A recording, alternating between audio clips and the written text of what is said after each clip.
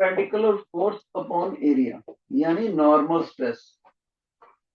लेकिन नीचे क्या लेंगे हम, change volume upon original volume, यानी निचली साइड पर हमने कौन सी स्ट्रेन ली है बेटे, वॉल्यूमेट्रिक स्ट्रेन, जो मैंने गुब्बारे की एग्जांपल लेके समझाई थी आपको, वॉल्यूमेट्रिक स्ट्रेन। और ये कौन सी है बेटे, ये वाली वही है, नॉर्मल स्ट्रेस। अब जो रेशियो आएगी उसको बोलते हैं कैपिटल के से लिखते हैं, इसका नाम होता है बल्क मॉडुलस। और याद रहे, बल्क मॉडुलस का एक सिंबल और भी चलता है बुक्स में, कैपिटल बी। दो सिंबल चलते हैं इसके, दोनों ही पॉपुलर है, ठीक है।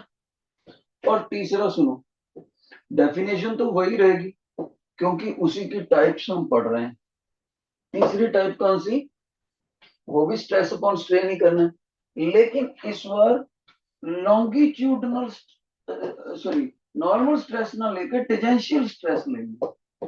टेंजेंशियल स्ट्रेस, जिसमें टीचर ने बॉक्स वाली एग्जांपल दी थी बेस को फिक्स कर, tangential stress upon shearing strain, tangential stress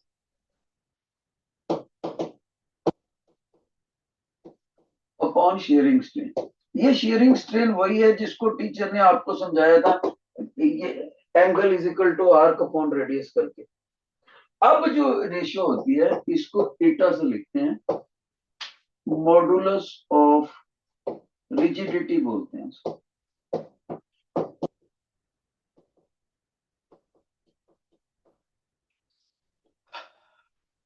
बहुत से न्यूमेरिकल इनके ऊपर आते हैं, और जैसे ये वायर वाला केस में क्रॉस सेक्शनल एरिया निकालना पड़ता है कई बार, हमें ये रेडियस दे देता है इसका, तो हमें पता है क्रॉस सेक्शनल एरिया सर्कल होता है, तो रेडियस निकलेगा पाई आर स्क्वायर, तो हम यहाँ पुट करेंगे वगैरह वगैरह, ठीक है। अब एक बात याद रखना बेटे, इस फॉर्मूले का तो यहीं पर एंड है, येलो वाले का भी यहीं पे एंड है, लेकिन जो फॉर्मूला टीचर इस वक्त पिंक बॉक्स में बंद कर रहे हैं उससे लिंक्ड एक बात और भी होती है, वो भी सुन लो, सिर्फ इसी से लिंक्ड होती है कि बल्क मॉडुलस के रेसिप्रोकल को कर लो आप, बल्क मॉडुलस के रेसिप्रोकल। इसके लिए साइंटिस्टों ने एक नई टर्म बना के दी। कौन से साइंटिस्ट ने, हुक ने, या ये समझ लो ये जो लगे, यंग ने, हुक ने। कोई है क्लास में जो इसको बता सके, क्या नाम है इसका, नहीं बता रहे बेटे, मैं बताता हूँ। Reciprocal of bulk modulus is known as compressibility, BILIT, compressibility note करना चाहिए। कंप्रेसिबिलिटी वर्ड इंग्लिश के दो वर्ड को मिलाकर बनाया गया, कंप्रेशन प्लस एबिलिटी। और कंप्रेशन वर्ड खुद किससे बना, कौन से वर्ब से बना, कंप्रेस, यानी जो मटेरियल ज्यादा से ज्यादा कंप्रेशन सह सके और उसमें ब्रेकडाउन ना आए, तो उसकी कंप्रेसिबिलिटी ज्यादा।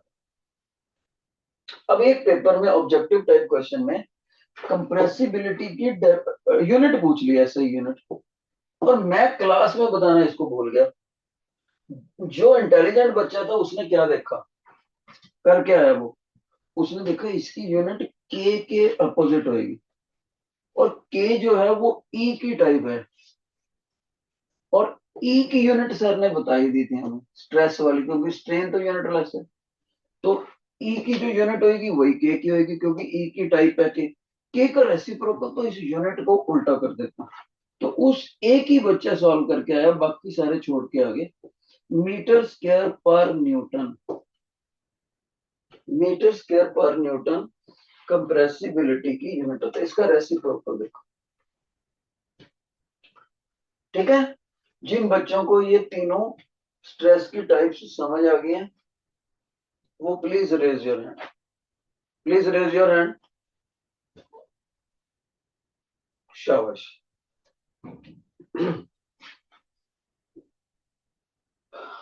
तो अपने बच्चों ने हुक्स लॉ भी समझ ली और उससे रिलेटेड टर्म्स भी समझ ली और वाई की टर्म्स भी समझ। लेकिन अगर मेरे से कोई बच्चा बोले सर आप तो टीचर हो, इतने साल हो गए पढ़ाते हुए, अगर आपको बोला जाए आज की सारी नॉलेज में किसी एक के ऊपर क्वेश्चन डालना है आपने, तो कहाँ डालोगे? तो मैं कहूंगा बेटे, मैं यंग्स मॉडुलस वाले फार्मूले के ऊपर या तो न्यूमेरिकल डाल दूंगा या कॉन्सेप्चुअल डाल दूंगा क्वेश्चन, या दोनों डाल। तो सारों में से जो मोस्ट इंपॉर्टेंट है बता। अब एक बात और, अगर मैं किसी बच्चे से पूछूं कि आपने ये चैप्टर नहीं पढ़ा हुआ, आप मेरे को ये बताओ, कॉन्सेप्चुअल क्वेश्चन करने लगे हैं कि बेटे day to day life experience के मुताबिक आप मेरे को ये बताओ, रबड़ में ज्यादा लचक है या स्टील में ज्यादा लचक है? दोनों की तारे लेके देख लो। तो बच्चे कहेगा सर लेने की जरूरत नहीं है, मेरे को पर्सनल एक्सपीरियंस है। तो रबड़ ज्यादा इलास्टिक है, स्टील लेस।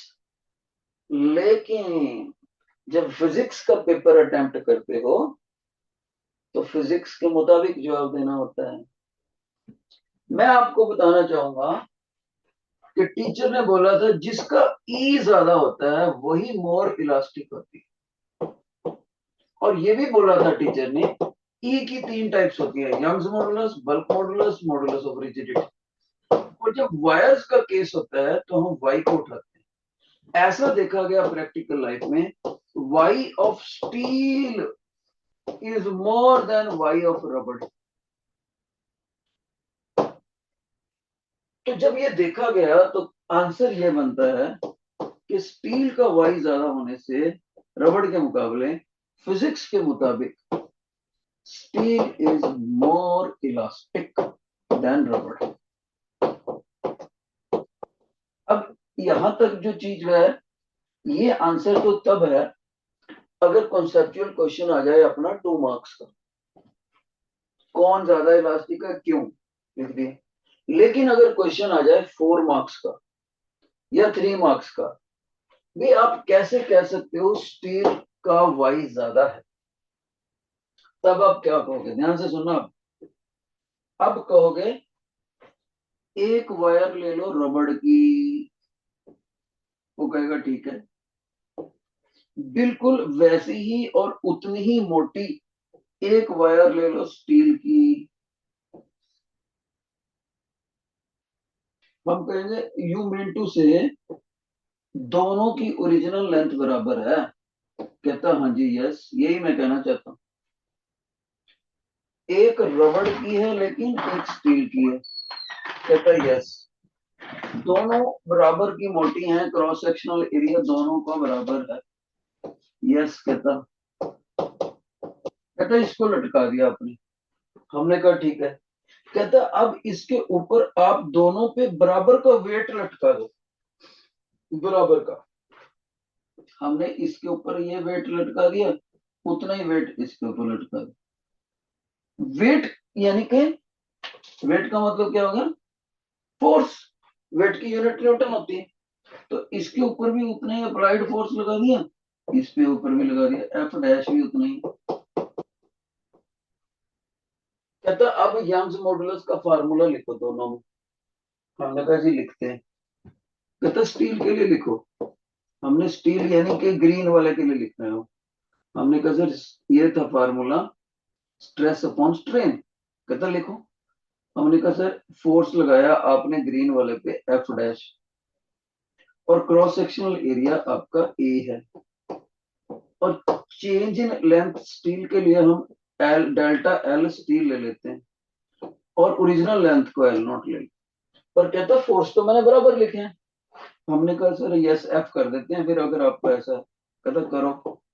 तो हमने ग्रीन वाले के लिए, स्टील के लिए ऐसे लिख दिया, देखो फोर्स का एफ लिख दिया और सबसे नीचे वाला सबसे ऊपर आ जाता है, एल नॉट ये लिख दिया, क्रॉस सेक्शनल एरिया नीचे लिख दिया, और ये जो वेट लटकाने से खिंचाव आया वायर में वो डेल्टा एल स्टील लिखनी है। कहता है ऐसे ही फिर आप उसका लिख के दिखाओ, रबड़ का। हमने कहा सर रबड़ का भी लिख देते हैं। फोर्स यही फार्मूला लगेगा, फोर्स उतना ही, चेंज इन लेंथ उतना ही, क्रॉस सेक्शनल एरिया भी उतना ही। ये वाला डेल्ट ए लिखना था बच्चा, क्रॉस सेक्शनल एरिया उतना ही, लेकिन चेंज इन लेंथ, कितनी रबड़ की वायर खिंच गई, मैं छोटा सा आर डाल रहा हूं। कहता अब इसको उससे डिवाइड करो। हमने कहा सर ओके, ये लो जी डिवाइड भी कर देते हैं। ये लो ध्यान से सुनना, वाई स्टील अपॉन वाई रबड़। हमने कहा सर जब डिवाइड करेंगे, ये तीन पैरामीटर तो सेम ही है, ये तो कट ही जाएंगे, ये तीन पैरामीटर। कहता है यस, बाकी लिख दो। हमने कहा सर यहाँ बन जाएगा 1 अपॉन डेल्टा एल स्टील, और यहाँ बनेगा 1 अपॉन डेल्टा एल रबड़। कहता है इसको आगे सॉल्व करो। हमने कहा सर ये तो divide upon divide upon divide है, तो डेल्टा एल रबड़ यहाँ आ जाएगा और डेल्टा एल स्टील नीचे चला जाएगा। कहता अब आप कॉमन सेंस से बताओ प्रैक्टिकल लाइफ में, जब दोनों वायरें बराबर की मोटी हो, एक रबड़ की हो एक स्टील की हो, बराबर का वेट लटका हो, तो ज्यादा खिंचाव किस में आ जाएगा? तो सभी बच्चों ने आंसर दे दिया सर रबड़ में ज्यादा खिंचाव आ जाएगा। बराबर की मोटी है, बराबर का वेट है, लेकिन एक स्टील की है एक रबड़ की है, बराबर का वेट लटका है। बच्चे कहेंगे सर स्टील की ज्यादा खींचेगी। ठीक है, अगर सॉरी रबड़ की, अगर रबड़ की ज्यादा खींचेगी तो ये न्यूमरेटर में आ रही है, और स्टील की कम खींचेगी, तो larger thing divided by smaller is greater than 1। तो इधर क्या रेशियो चल रही है, Y steel upon Y rubber is greater than 1। उधर ले जाओ, therefore Y steel is greater than Y rubber. तो जब स्टील का यंग्स मॉडुलस रबड़ से ज्यादा आ गया, जो टीचर कह ही रहा था, यहां से क्लियरली क्लियर हो गया कि क्वेश्चन अगर पेपर में आ जाए, how can you say steel is more elastic than rubber, तो मेरे बच्चे बड़ा कॉन्फिडेंटली ये फिगर फुगर बना के उनको एक्सप्लेन कर सकते हैं। जो बच्चे सोचते हैं हाँ सर कोई खास बात नहीं, अच्छे से समझ आ गया, हम इसकी लैंग्वेज बना लेंगे, फिगर बना लेंगे, एक्सप्लेन कर देंगे और 3-4 मार्क्स लेके आएंगे इस क्वेश्चन में, steel is more elastic than rubber, please raise your hand, please raise your hand जिनको ये कॉन्फिडेंस आ रहा है। ओके बच्चे, शाबाश। आज हमने एक चीज और पढ़ते हैं थोड़ी सी, फिर मैं आपको सॉलिड की थ्योरी थ्योरी खत्म हो जाएगी, तो तुम घर जाके इसके जब न्यूमेरिकल देखोगे तो आपको अच्छे से समझ आएगी। समझदार बच्चा बोलेगा यार थ्योरी तो सिर्फ बुक से रिवाइज करने की जरूरत है, सारी समझ आ गई, और न्यूमेरिकल देख लेना। लेकिन फिर भी इसमें एक चीज बची है। कौन सी बची है? कि साइंटिस्टों ने ये जो चैप्टर बनाया है इलास्टिसिटी का, सॉलिड्स का, ये क्यों बनाया है, इसका प्रैक्टिकल लाइफ में क्या फायदा है, जिसमें से मैं एक एप्लीकेशन आपको करवा भी चुका हूँ, सेफ्टी फैक्टर वाली, क्रेन की वायर वाली। तो इसका उस आर्टिकल का नाम फिर बनता है एप्लीकेशंस ऑफ इलास्टिसिटी। एप्लीकेशंस माने फायदे, यानी एप्लीकेशन वर्ड इंग्लिश के वर्ड अप्लाई से बना है। ये जो आपने इलास्टिसिटी, यंग्स मॉडुलस, मॉडुलस का जो आर्टिकल पढ़ाया हमें, प्रैक्टिकल लाइफ में क्या फायदा है? आप कहोगे सर बाकी तो हमें पता नहीं, एक चीज तो हमें पक्की पता लग गई थी कि आपने बोला था safety factor is equal to breaking stress upon working stress.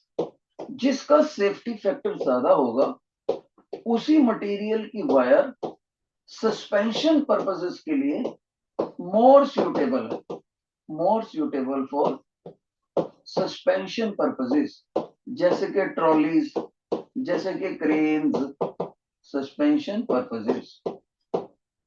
और मैं एक और बात बताना चाहूंगा बेटे, शाबाश छूट गया था बीच में। ब्रेकिंग स्ट्रेस का फार्मूला क्या होगा? Force upon area. कम से कम कितनी स्ट्रेस अप्लाई करूं कि वायर जस्ट टूट जाए। तो ब्रेकिंग स्ट्रेस के कोरस्पॉन्डिंग जो फोर्स लगाया जाता है, उस फोर्स का नाम होता है, सभी बच्चे नोट कर लें, टेंसाइल स्ट्रेंथ। टेंसाइल स्ट्रेंथ यानी बच्चा कह सकता है सर मैं ऐसे लिख सकता हूं, breaking stress is equal to tensile strength upon cross sectional area. Answer is yes. Breaking stress itself is defined as tensile strength upon cross sectional area. तो टेंसाइल स्ट्रेंथ की डेफिनेशन क्या बनी? किसी मटेरियल वायर के ऊपर कम से कम लटकाए जाने वाला वेट या फोर्स, जिससे कम से कम फोर्स जिससे खींचा जाए और वायर जस्ट टूट जाए। टूट जाए नहीं बोल रहा टीचर, जस्ट टूट जाए। उससे ज्यादा फोर्स लगाएंगे तो टूट ही जाए। The minimum weight or force which is required to be applied on a hanging wire such that it just breaks, वो मिनिमम फोर्स को टेंसाइल स्ट्रेंथ बोलेंगे। तो टेंसाइल स्ट्रेंथ की यूनिट भी क्या होगी? यूनिट होगी न्यूटन। ओके, अब बच्चा मेरे से पूछता है सर इसकी कोई दूसरी एप्लीकेशन है इलास्टिसिटी के आर्टिकल की? यस, इलास्टिसिटी के आर्टिकल की एक और एप्लीकेशन भी है, उसको हम बताते हैं अभी इधर।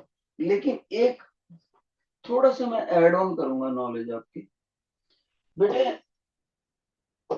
ये एडवांस पॉइंट है, चाहो तो सुन लेना, चाहो तो ना भी सुन लेना, कोई ऐसी बात नहीं, लेकिन एडवांस है। क्या? जब हमने किसी वायर के ऊपर वेट लटकाया था तो वो लंबी तो जरूर हुई थी, पर साथ में पतली भी हुई थी। लंबी जरूर हुई थी, साथ में पतली भी हुई थी। तो ध्यान से सुनो, अगर कोई वायर इतनी है ओरिजिनली L0, उसके ऊपर हमने स्ट्रेस अप्लाई कर दी तो वायर वो लंबी होगी, तो चेंज इन लेंथ हो गया इतना। आप सभी को पता है कि change in length upon original length को टीचर ने लॉन्गिट्यूडनल स्ट्रेन बोला, लॉन्गिट्यूडनल स्ट्रेन। ओके, लेकिन ध्यान से सुनना, इस वायर का डायामीटर था डी नॉट, डी ओरिजिनल। इसका यहां पर पतले होने के बाद डायामीटर आ गया डी, यानी D is lesser than D not, पतली जो होगी वायर। अब कितनी पतली होगी उसको नोट कर लेते हैं। Original diameter cross sectional diameter minus reduced diameter, इसको बोलते हैं decrease in diameter. Decrease in diameter को ओरिजिनल डायामीटर से डिवाइड करो। डिक्रीज इन डायामीटर को ओरिजिनल डायामीटर से डिवाइड कर दो। दोबारा से लिखता हूं,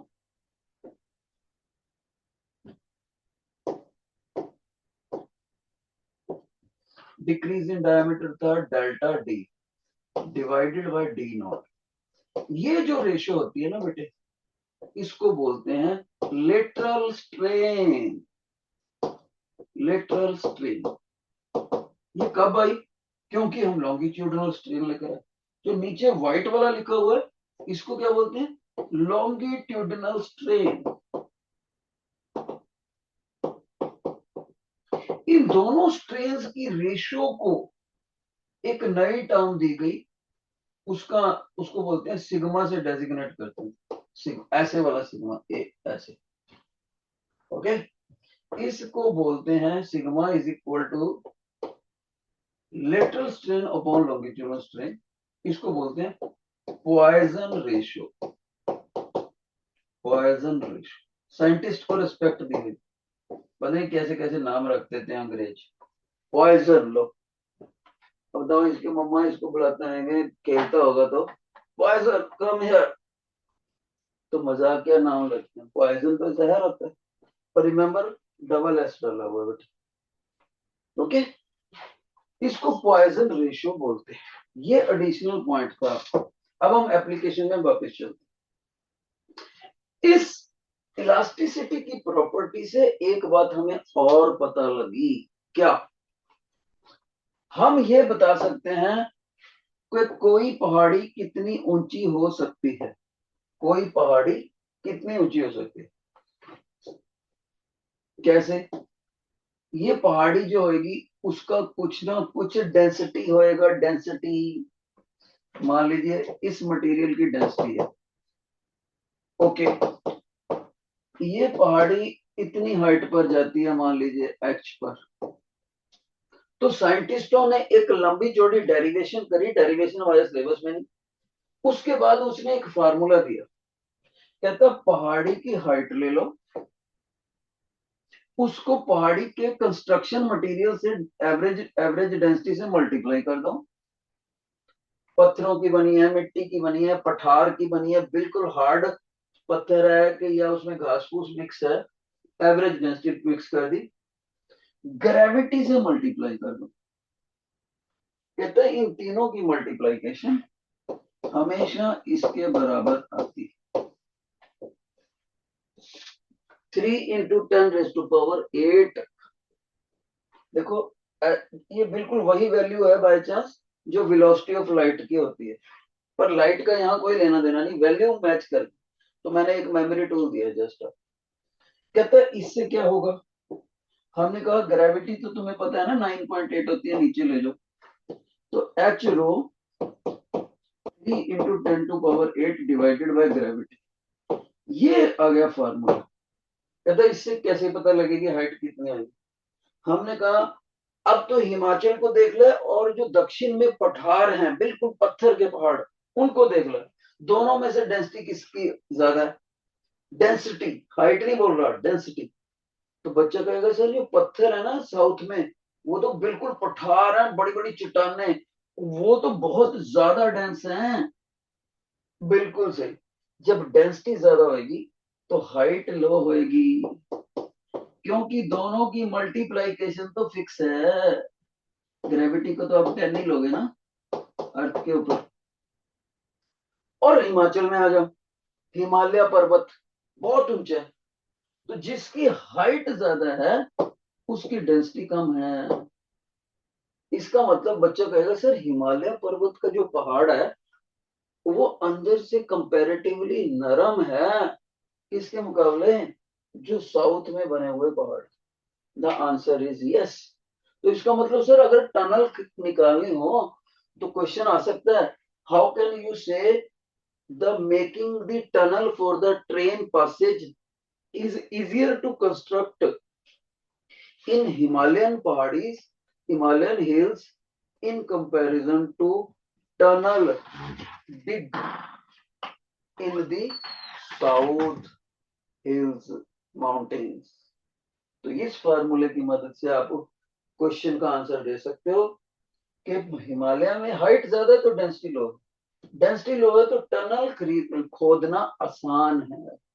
अब आप मेरे से बोल सकते हो सर इन तीनों की जो प्रोडक्ट का जो आंसर है ना वो इसके बराबर कैसे आ गया इस वैल्यू के 3 × 10⁸।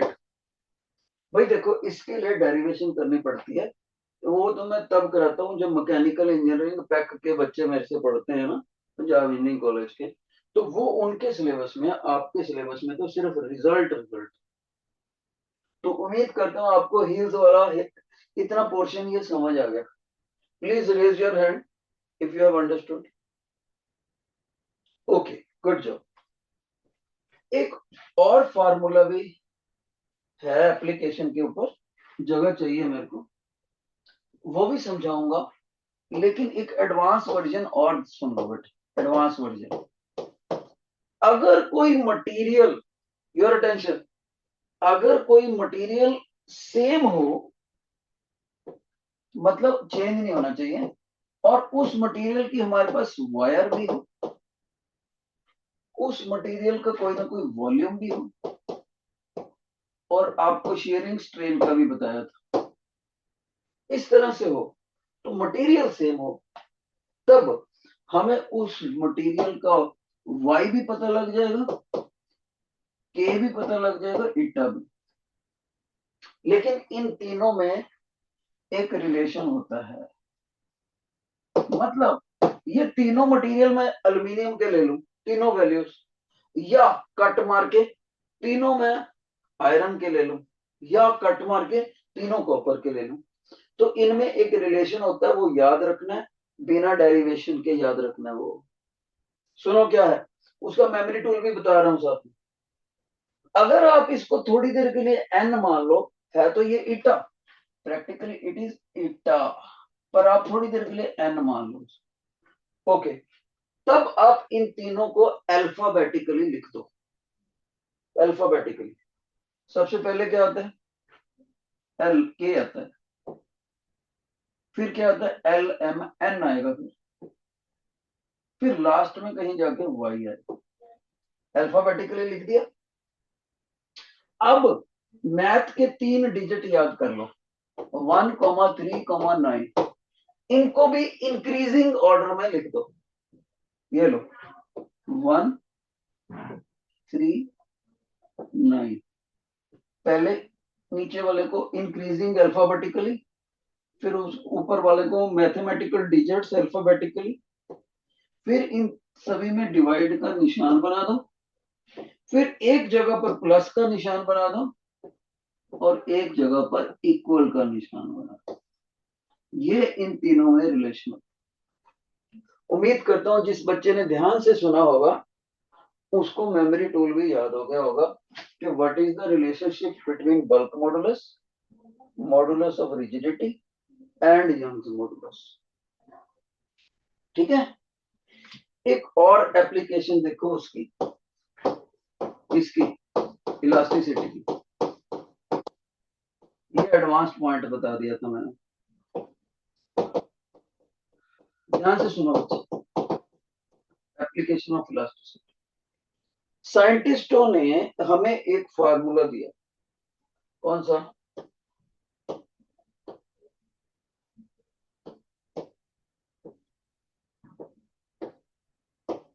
ये फार्मूला। आप कहोगे सर इस फार्मूले में क्या क्या लिखा है, हमें समझाओ तो सही। ध्यान से सुना, योर अटेंशन, पहले सुन लेना बाद में लिखना। आपने एक पिलर ले लिया, पिलर, और ये अंदर से भरा हुआ सॉलिड है, बिल्कुल खोखला नहीं है, अंदर से सारा भरा हुआ। ये पिलर सीमेंट का भी हो सकता है, ये पिलर आयरन का भी हो सकता है, ये पिलर वुड का भी हो सकता है, ये प्लास्टिक का भी हो सकता है, अंदर से भरा हुआ पूरा। ओके, वो कहता है अगर इस पिलर की लेंथ एल है, हमने कहा जी ठीक है।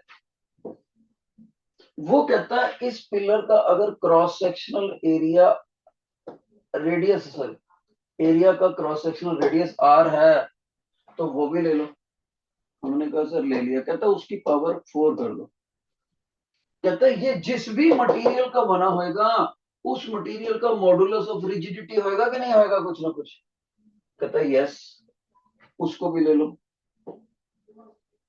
फिर कहता ये 3 पैरामीटर इसके लेने के बाद इसको π/2 से मल्टीप्लाई भी कर दो। कहता ये जो डेरिवेशन निकालने के बाद फार्मूला आया, जानते हो किसका फार्मूला है? हमने कहा सर किसका? कहता ये आएगा टाओ का फार्मूला। सर टाओ क्या है? टाओ का मतलब है twisting torque needed to needed to bend the pillar।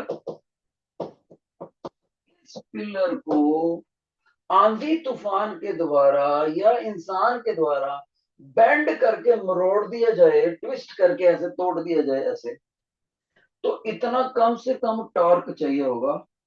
Twisting torque, twist देखो ट्विस्ट, इतना टॉर्क चाहिए होगा। सर ये फार्मूला कहां से है? फार्मूला याद करो, उसकी डेरिवेशन आपके सिलेबस में नहीं। तो इसका मतलब है इसकी लेंथ चाहिए, इसका कंस्ट्रक्शन मटेरियल का मॉडुलस ऑफ रिजिडिटी चाहिए, और क्रॉस सेक्शनल रेडियस चाहिए। कहता है यस। अब हमने कहा सर ठीक है जी, पता लग गया, लेकिन ये फार्मूला पता लग गया, लेकिन इसका हम फायदा कैसे लेंगे प्रैक्टिकल लाइफ में? लास्ट पॉइंट कर रहे हैं आज का, शाबाश। प्रैक्टिकल लाइफ में इसका क्या फायदा लेंगे? देन ही सेड, ध्यान से सुनना बेटे। देन ही सेड, कहता आप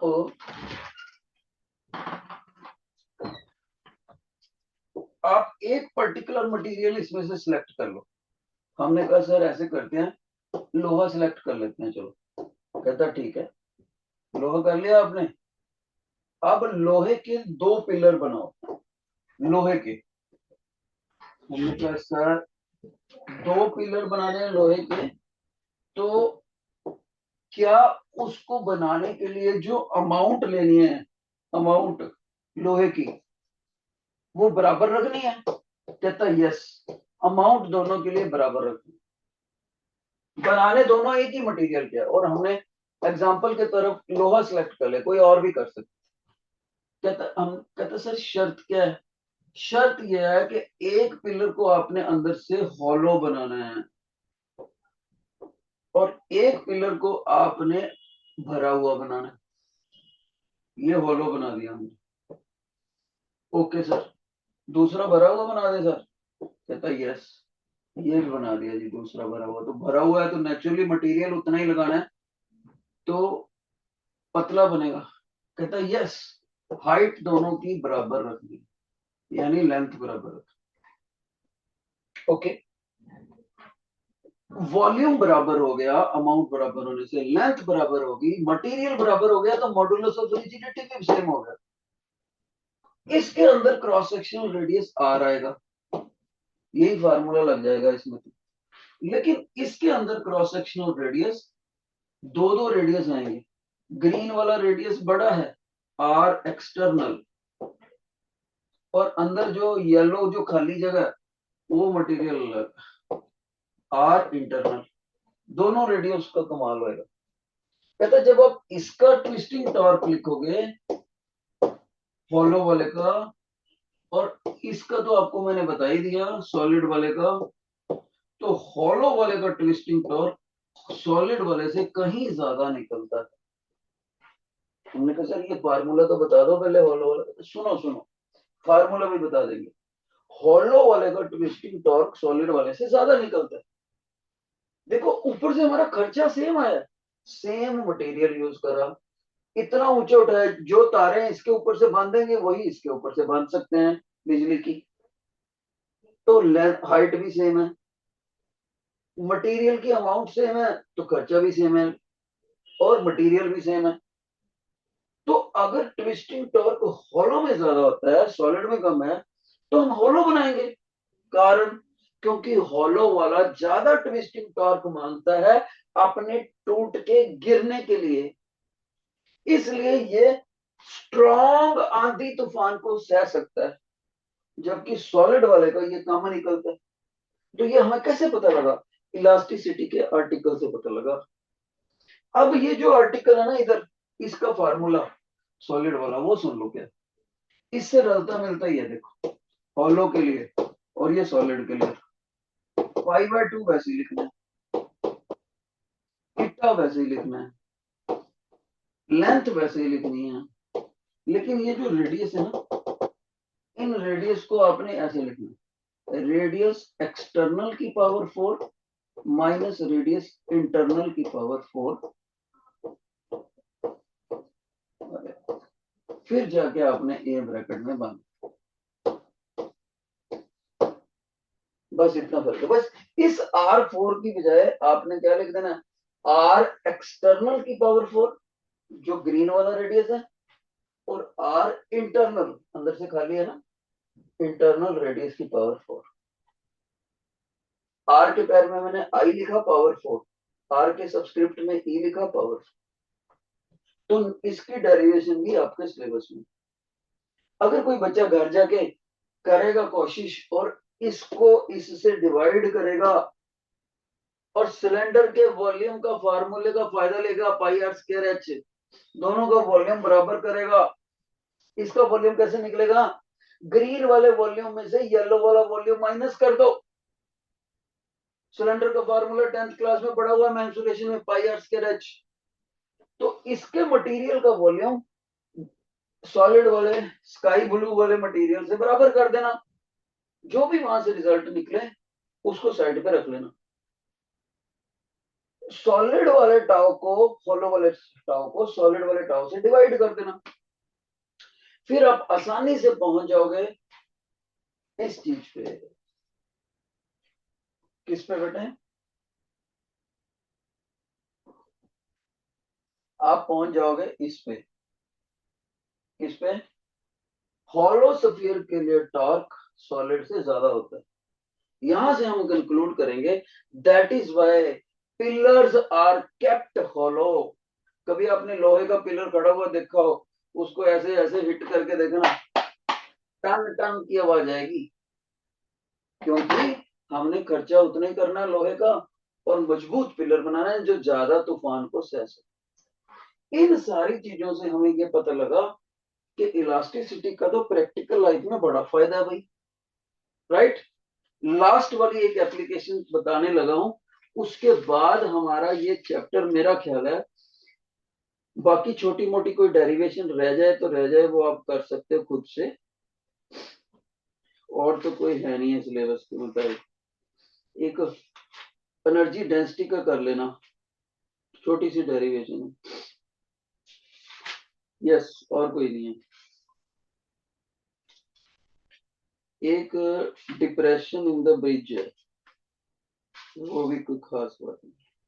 अब बाकी के एक बार आज अगर आपने जाकर इस बुक के सॉलिड सेक्शन की रीडिंग मार दी ना बेटे, मैं आपसे प्रॉमिस करता हूं, अगर आपने आज जाकर ये रीडिंग मार दी और 3-4 इसके न्यूमेरिकल पढ़ दिए, तब आप कहोगे सॉलिड इज प्रिपेयर्ड। ओके। एक छोटी सी फार्मूला मैं बता देता हूं, खुद कर लेना आप जाके डेरिवेशन, उसका हल्की सी डेरिवेशन ध्यान से सुनना।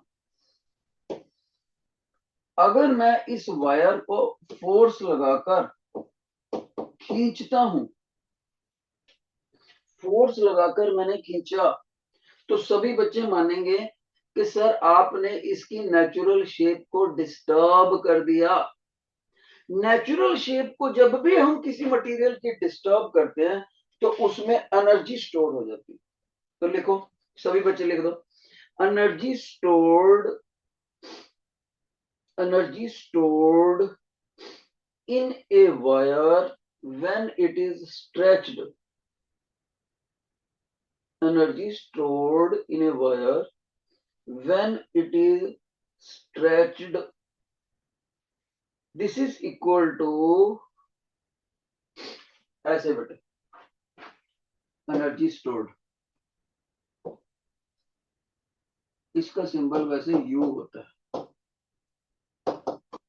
फार्मूला याद करो, हाफ स्ट्रेस, स्ट्रेस कैसे निकलेगी?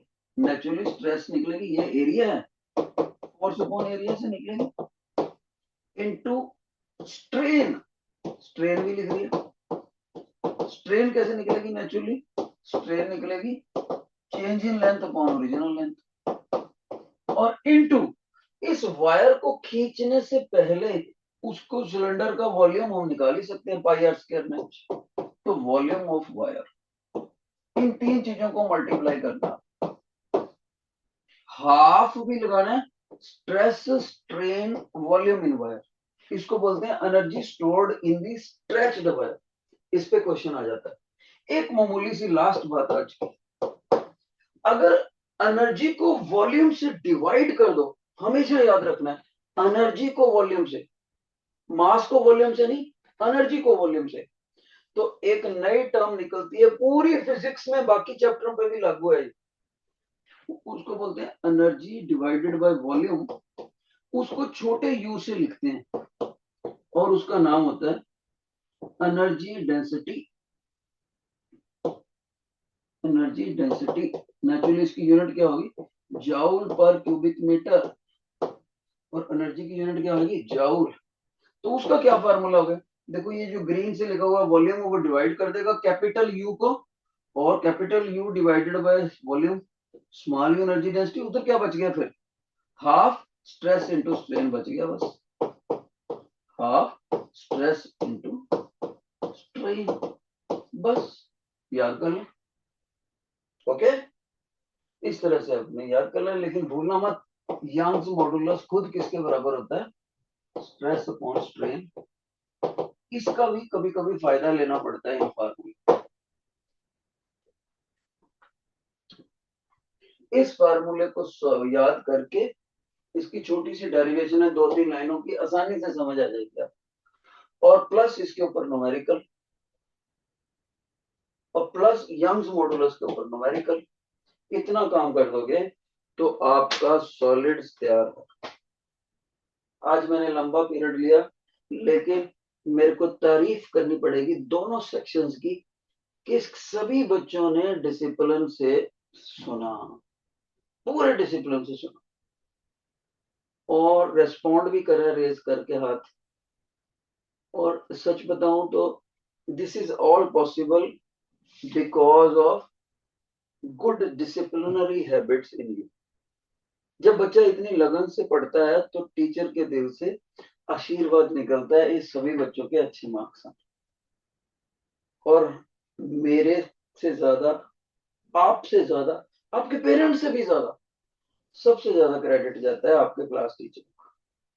अगर उन्होंने बेस ना बनाया होता फिजिक्स का तो मैं नहीं बता सकता था, एक ही लेक्चर में तो नहीं इतना बता सकता, धीरे धीरे करके बताना पड़ता फिर मेरे। ठीक है, आज का लेक्चर हम, जिनको अच्छा लगा प्लीज इंडिकेशन करो मेरे को एक बार, फिर वाइंड अप करते हैं। Please wave your hand. शाबाश। रिवाइज जरूर करना बेटे, अगर बच्चा रिवाइज नहीं करता तो 24 घंटों के बाद यू विल बी सरप्राइज, 24 घंटों के बाद आधे से भी ज्यादा भूल जाता है। रिवाइज कर लें। थैंक यू, बाय बाय, खुश रहो।